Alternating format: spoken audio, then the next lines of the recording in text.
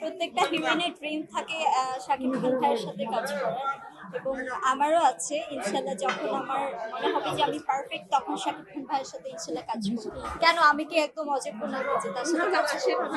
হ্যাঁ, কাজ করব।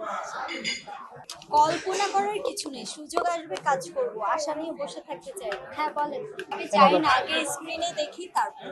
হ্যাঁ, ভালো লাগছে। সাবলানুর আপুকে নিয়ে যখন করেছে ভালো লেগেছে।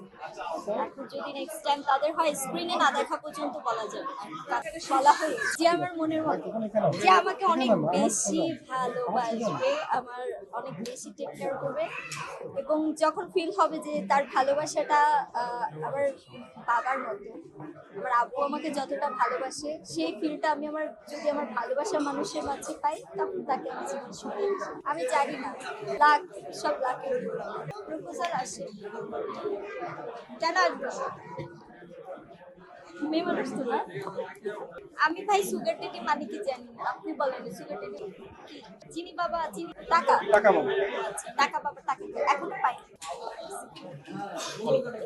আচ্ছা, কোর্সিং বলতে আপনি যেটা বোঝাচ্ছেন, দেখেন আমাদের দেশে আমার যে ময়না সিনেমার গল্প, তো গল্প অনুযায়ী আমার যে ক্যারেক্টারটা ছিল আমি ওইটাই কিন্তু প্লে করেছি। এখন এর থেকে আরো বেশি বোল্ড হওয়ার কথা ছিল, আমি কিন্তু একাই নিবেন।